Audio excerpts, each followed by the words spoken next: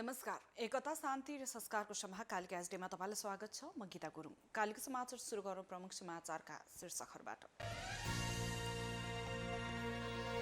कालिका समाचारको साथमा steel FE 500 FE 500D Vijaya सिमेन्टको master builder OPC cement building your future. Vatsalya natural IVF आधुनिक चिकित्सा उच्च सफलता दर अन्तर्राष्ट्रिय स्तरको उपचारद्वारा सन्तान प्राप्ति सम्भव छ। नेपालको अति लोकप्रिय मोटरसाइकल हिरो सुपर स्प्लेन्डर। त्यसैले बारम्बार लाइफ बोय भाइरस फाइटर। यसले भाइरससँग लड्छ र तपाईलाई सुरक्षा गर्छ। संसारकै नम्बर 1 सेलिङ जम्प प्रोटेक्सन सोप ब्रान्ड। नयाँ जमानाको ग्लो एन्ड लभली।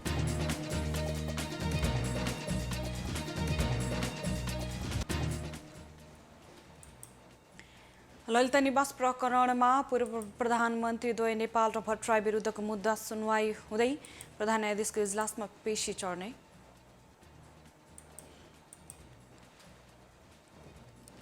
जनगणनाको पहिलो चरणको सूचीकरणको काम आज सकिँदै मूल गणनामा लिपुलेख पनि समेटिने। इरान ओमानमा चक्रवातका कारण 9 जनाको मृत्यु, हवाई सेवा समेत अवरुद्ध।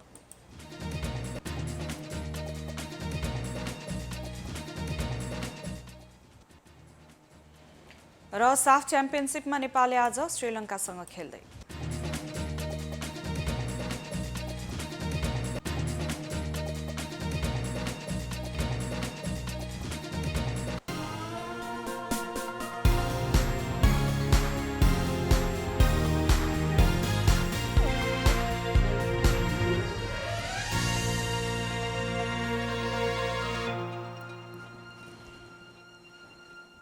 कालिका समाचार सुरु गरौँ राष्ट्रिय समाचारबाट। पूर्व प्रधानमन्त्री द्वय माधव कुमार नेपाल र डाक्टर बाबुराम भट्टराईलाई ललिता निवासको 113 रोपनी सरकारी जग्गा व्यक्तिको बनाउने कार्यमा संलग्न रहेको दाबीसहित मुद्दा चलाउन आदेश माग गरिएको मुद्दा पेशीमा चढेको छ। सोमबार सर्वोच्च अदालतमा प्रधान न्यायाधीश चोलेन्द्र शमशेर जबरा र न्यायाधीश नहकुल सुवेदीको संयुक्त इजलासमा एक नम्बरमै पेशी चढेको हो। अख्तियारले तत्कालीन प्रधानमन्त्री द्वय नेपाल र भट्टराईलाई पनि भ्रष्टाचार मुद्दा लगाउनु पर्ने भन्दै अख्तियार विरुद्ध वरिष्ठ अधिवक्ता बालकृष्ण नेउपानेले दायर गरेको रिट माथिको सुनवाई पटक पटक पेशी चढ्दै आएको छ। यसैबीच धनुषामा जिल्ला अदालतले जनकपुर बम काण्डको मुख्य योजनाकार भन्दै जन्मकैदको फैसला सुनाएका पूर्व राज्यमन्त्री सञ्जय शाह टकलालाई उच्च अदालत जनकपुरले सजाय घटाएको छ। 2 हप्ताको बहसपछि ज्यान मार्ने उद्योगमा 12 वर्ष कैद सजाय सुनाइएका शाहलाई उच्च अदालतले 5 वर्ष कैद सजाय घटाइदिएर 7 वर्ष तोकिदिएको छ। 2069 साल वैशाख 18 मा जनकपुरको रामानन्द चोकमा भएको शक्तिशाली विस्फोटमा 5 जनाको ज्यान गएको थियो भने 32 जना घाइते भएका थिए। त्यस घटनामा धनुषा जिल्ला अदालतले शाह सहित 7 जनालाई जन्म कैद र 1 जनालाई 5 वर्षको जेल सजाय सुनाएको थियो। प्रभु शाह निकट 25 जनाले एमाले प्रदेश 2 कमिटीमा बस्न स्वीकार गरेका छन्। शाहले राखेको 8 बुँदे मागलाई नजरअन्दाज गरेको भन्दै उनीहरूले प्रदेश कमिटीमा बस्न अस्वीकार गरेका हुन्। 8 बुँदे माग राखेपछि शाहले एमाले अध्यक्ष केपी शर्मा ओलीलाई समेटेर आफ्ना कुरा राखेका थिए। अध्यक्ष ओलीले सम्बोधन नगरेपछि शाह पक्षका प्रदेश कमिटी सदस्यले पद अस्वीकार गरेका हुन्। महाधिवेशनको मुखमा बिना औचित्य खल्तीका मान्छे राख्ने काम भएको भन्दै पदमा बस्न नसकिने उनीहरूद्वारा जारी विज्ञप्तिमा उल्लेख गरिएको छ। आफूहरू तत्कालीन नेकपाकै निरन्तरतामा रहेको बताउँदै उनीहरूले एमालेको संरचनामा बस्न नसकिने बताएको छ। नेपाली कांग्रेसको सङ्खुवासभा जिल्ला सभापतिमा दीपक खड्का निर्वाचित हुनुभएको छ। पार्टीको 14औं महाधिवेशन अन्तर्गत भएको जिल्ला अधिवेशनमा प्रतिद्वन्दी राईमान राईलाई पराजित गर्दै खड्का सभापति बन्नुभएको हो। पूर्व राज्यमन्त्री खड्गाले 1298 मत ल्याउँदा उहाँका प्रतिद्वन्दी राईले 110 मत मात्र ल्याएको जिल्ला सभापति देवेन्द्र श्रेष्ठले जानकारी दिनुभएको छ। यस अघि पूर्व रुकुम हुम्ला र मुस्ताङमा नयाँ कार्य समिति बनेको थियो। पूर्व रुकुममा कोसरमान रोका र मुस्ताङमा रोमी गौचन थकाली जिल्ला सभापति बनेका छन्। त्यसैगरी हुम्लाको काङ्ग्रेस जिल्ला सभापतिमा मोहन विक्रम सिंह निर्वाचित भएका छन्। यसैबीच काठमाडौँको चन्द्रगिरी नगरपालिकाको काङ्ग्रेस सभापतिमा घनश्याम गिरी निर्वाचित हुनुभएको छ। गिरी चन्द्रगिरी नगरपालिकाका मेयर समेत हुनुहुन्छ। आइतबार राति अबेर सर्वसम्मत रूपमा गिरीको नेतृत्वमा प्रकाशमान सिंह पक्षको प्यानललाई चुनिएको हो। उपसभापतिमा इन्द्रवती श्रेष्ठ र राजेन्द्र विक्रम बानिया चुनिएका छन्। सचिवमा राजेन्द्र महर्जन र नवीन महर्जन तथा सहसचिवमा जीवन गिरी र भुवन श्रेष्ठ चुनिएका छन्। कोषाध्यक्षमा मञ्जय प्रकाश श्रेष्ठ रहेका छन्। भारतले नेपाललाई उपलब्ध गराउन बाँकी 10 लाख डोज कोभिसिल्ड खोप छिट्टै नेपाल ल्याइने भएको छ। भारतको ठूलो खोप उत्पादक कम्पनी सेरम इन्स्टिच्युटले बाँकी खोप नेपाल उपलब्ध गराउने औपचारिक जानकारी दिएको स्वास्थ्य सेवा विभाग बाल स्वास्थ्य तथा खोप शाखा प्रमुख डाक्टर सागर दाहालले बताउनु भएको छ। उक्त खोप 2 हप्ताभित्र नेपाल ल्याउने गरी तयारी थालिएको दाहालको भनाइ छ। नेपालले भारतसँग 20 लाख डोज कोभिसिल्ड खोप खरिद गरेको थियो, जसमध्ये 10 लाख खोप डोज प्राप्त भइसकेको छ। राष्ट्रिय जनगणना अन्तर्गत पहिलो चरणको घर तथा घर परिवार सूचीकरणको काम आज सकिँदैछ। जनगणना अन्तर्गत पहिलो चरणको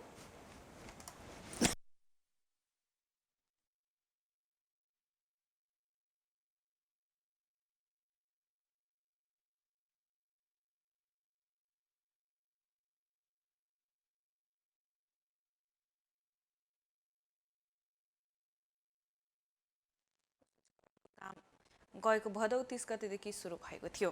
पहिलो चरणको घर तथा परिवारको सूचीकरणको काम भने 90% मात्रै सकिने भएको छ। बाँकी रहेका काम 2-4 दिनमा सकिने केन्द्रीय तथ्याङ्क विभागका महानिर्देशक ढुण्डीराज लामिछानेले जानकारी दिनुभएको छ।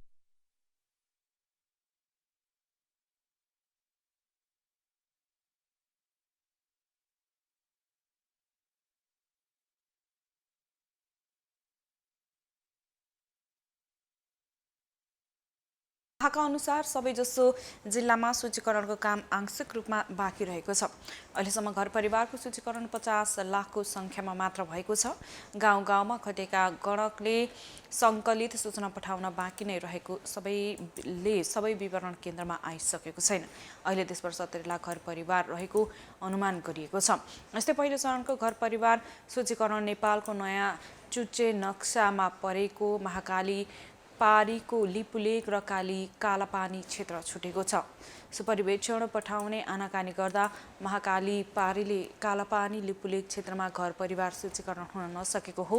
भारतको बाटो भएर जानुपर्ने तर सरकारले त्यो बाटो प्रयोग गर्न नभनेकाले सुपरिवेक्षक नै पठाउन नसकेको केन्द्रीय तथ्याङ्क विभागका महानिर्देशक ढुण्डीराज लामिछानेले बताउनुभयो। उहाँका अनुसार मूल गणनामा भने जसरी पनि लिपुलेक र कालापानी क्षेत्रलाई समेट्ने तयारी रहेको छ। नेपाल विद्युत प्राधिकरणले आफ्नो संरचना प्रयोग गर्ने तर भाडा नतिरी इन्टरनेट, टेलिफोन र केबल टेलिभिजन प्रदायकहरूको काटिएको तार पुनः जडान गरिदिने बताएको छ। पटक पटकको सूचना तथा ताकेतालाई अटेर गरेको भन्दै प्राधिकरणले केही स्थानमा साङ्केतिक रूपमा शनिबार तार काटेको दाबी गरेको छ। तार काट्दा उपभोक्ताहरू मारमा परेको असुविधाप्रति प्राधिकरणले क्षमा पनि मागेको छ। प्राधिकरणले आइतबार विज्ञप्ति जारी गरी केही सेवा प्रदायकले नियमअनुसार सम्झौता नगरी विद्युतीय संरचना प्रयोग गरिरहेको माग भए बमोजिम GPS कोअर्डिनेट नक्सा तथा दूरी खुल्ने कागजात पेश गरी नवीकरण नगरेको परिमार्जित भाडा दर भुक्तानी गर्न आनाकानी गरेको जनाएको छ। पटक पटक सार्वजनिक सूचना मार्फत तत्काल सम्झौता गर्न आउँदा अनुरोध गरिएको भए पनि कतिपय कम्पनी सम्झौता गर्न नआएको उल्लेख गरेको छ। प्राधिकरणका अनुसार नेपाल दूरसञ्चार company limited, Nepal telecom, Ncell, CCNet, dish home, fibre, world communication लगायतले नयाँ भाडा दरका आधारमा प्राधिकरणसँग सम्झौता गरी भाडा बुझाइसकेका छन्।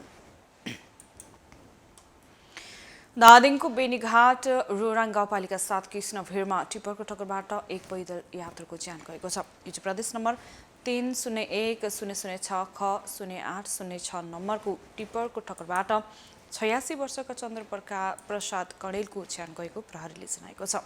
टिपर चालकले इलाका प्रहरी कार्यालय बेनीघाटले पक्राउ गरेको छ। यस्तै गरी चितवनको भरतपुर महानगरपालिका 3 लाइनचोकमा पनि टिपरको ठक्करबाट एकजनाको ज्यान गएको छ। भरतपुर महानगरपालिका 4 का 32 वर्षका पिताम्बर भण्डारीको ज्यान गएको प्रहरीले जनाएको छ। ना 1 क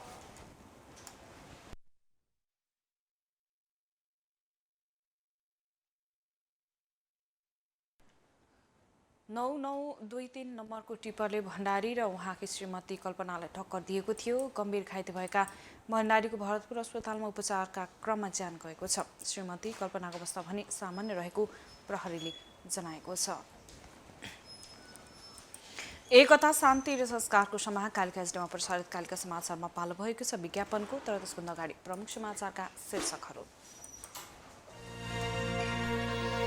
कालिका समाचारको साथमा Jai steel FE 500 FE 500D Vijaya सिमेन्टको master builder OPC cement building your future. Vatsalya natural IVF आधुनिक चिकित्सा उच्च सफलता दर अन्तर्राष्ट्रिय स्तरको उपचारद्वारा सन्तान प्राप्ति सम्भव छ। नेपालको अति लोकप्रिय मोटरसाइकल हिरो सुपर स्प्लेन्डर। त्यसैले बारम्बार लाइफ बोय भाइरस फाइटर यसले भाइरससँग लड्छ र तपाईलाई सुरक्षा गर्छ। संसारकै नम्बर 1 सेलिङ जम्प प्रोटेक्सन सोप ब्रान्ड। नयाँ जमानाको ग्लो एन्ड लभली।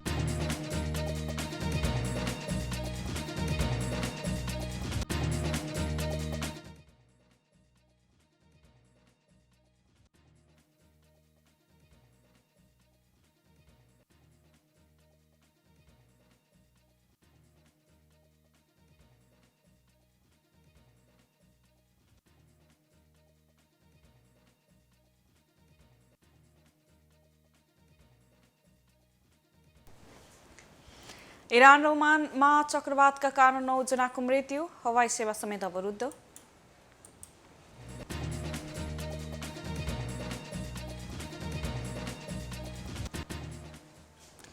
र साफ च्याम्पियनसिपमा नेपालले आज श्रीलङ्कासँग खेल्दै।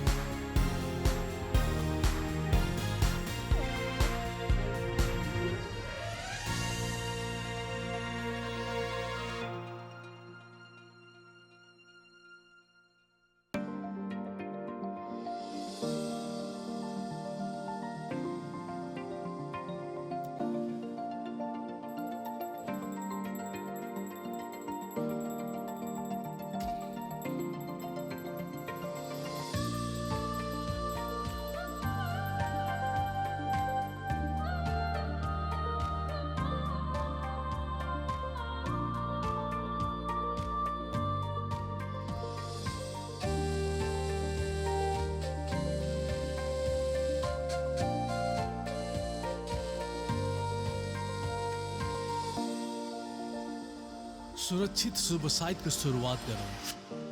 अजोड इन्स्योरेन्स। Neha absent ma'am. यति धेरै बच्चाहरू एब्सेन्ट। बिमारी जुन फैलिरहेको छ एकबाट अर्कोलाई कसरी लड्ने? बिमारीसँग लड्नु छ भने बिमार फैलाउने भाइरससँग लड्नुस् जुन छुँदाखेरि पनि फैलिन्छ। त्यसैले बारम्बार लाइफ बोय भाइरस फाइटर यसले भाइरससँग लड्छ र तपाईलाई सुरक्षा गर्छ। संसारकै नम्बर 1 सेलिङ जम्प प्रोटेक्सन सोप ब्रान्ड।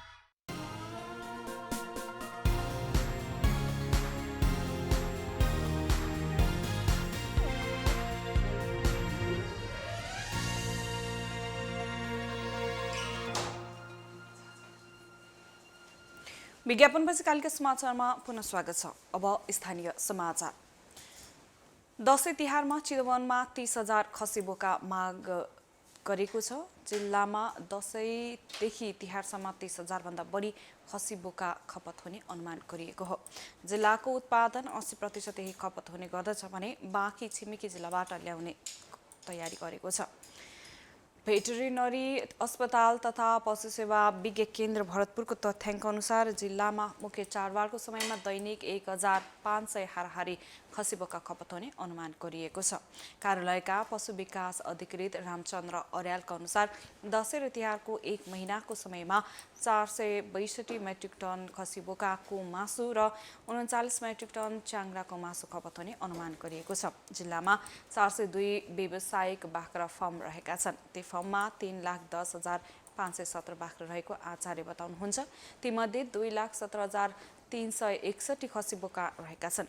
ठूलो संख्यामा खसी बोका जिल्लामा उत्पादन भए पनि यहाँ छिमेकी जिल्लाबाट समेत खसी बोका आउने गरेको उहाँको भनाइ छ। उहाँले भन्नुभयो 80% यहीँको उत्पादन र बाँकी बाहिरबाट खसी बोका आउने गर्दछ।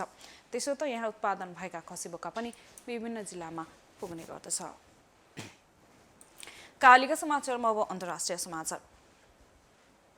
इरान ओमानमा एक साथ प्रवेश गरेको शाहीन चक्रवातमा 9 जनाको मृत्यु भएको छ। प्रति घण्टा 120 देखि 150 किलोमिटरको दरले आएको चक्रवातका कारण सयौं घरहरू ध्वस्त भएका छन्। इरानको बलुचिस्तानको बन्दरगाहमा 6 जनाको मृत्यु भएको हो भने ओमानका 3 सर्वसाधारणका मृत्यु भएको छ। ओमानको राजधानी मस्कटमा हजारौं सर्वसाधारण प्रभावित हुँदा सुरक्षित स्थानतर्फ सारिएको छ। मस्कटका सडक र विमानस्थल जलमग्न भएपछि हवाई सेवा समेत अवरुद्ध हुँदा हजारौं यात्रुहरू अल्पत्रमा परेका छन्। चक्रवातसँगै ओमानमा बाढी आउँदा सयौं घरहरू डुबानमा परेका छन्। चक्रवातले बिजुलीका पोलहरूमा क्षति पुर्याएका कारण इरान र ओमानमा बिजुली आपूर्ति ठप्प भएको छ। कालिका समाचारमा अब खेल समाचार। मालदिभ्समा भइरहेको साफ च्याम्पियनसिप 2021 अन्तर्गत नेपालले आफ्नो दोस्रो खेलमा आज श्रीलङ्कासँग खेल्दैछ। मले स्थित नेसनल फुटबल स्टेडियममा हुने खेल नेपाली समयअनुसार राति 9:45 बजे सुरु हुनेछ। यसअघि पहिलो खेलमा घरेलु टोली मालदिभ्सलाई 1-0 ले हराएको नेपालले विजयी सुरुवात गरेको थियो। श्रीलङ्का विरुद्ध त्यति नतिजा कायम राख्दै सुखद नतिजा ल्याउने नेपालको लक्ष्य रहेको छ। एकता शान्ति र संस्कारको समाह कालिका एसडीमा प्रसारित कालिका समाचारको अन्त्यमा प्रमुख समाचारका शीर्षकहरू फेरि एकपटक।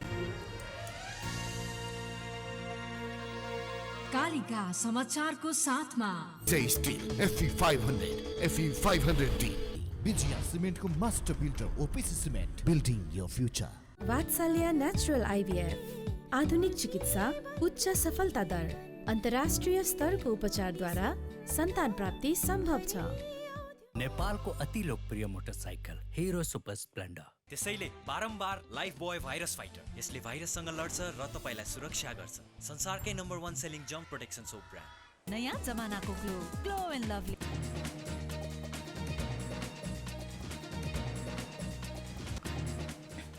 ललिता निवास प्रकरणमा पूर्व प्रधानमन्त्री द्वय नेपाल र भट्टराई विरुद्धको मुद्दा सुनवाई हुँदै प्रधान न्यायाधीशको इजलासमा पेशी चढ्ने।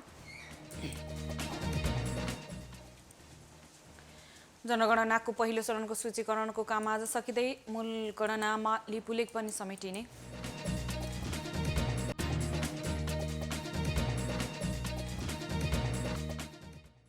इरान ओमानमा चक्रवातका कारण 9 जनाको मृत्यु, हवाई सेवा समेत अवरुद्ध।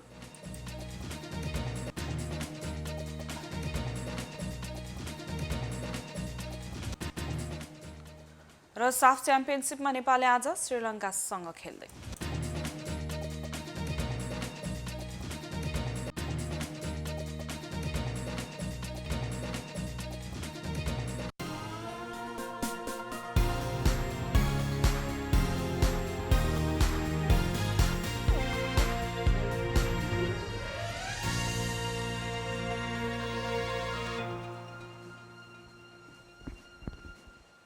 एकता शान्ति र संस्कारको समाह कालिका एसडीमा प्रसारित कालिका समाचार अहिलेको लागि यति नै। हेर्दै गर्नुहोला कालिका एसडी। म गीता गुरुङ बिदा हुन्छु। नमस्कार।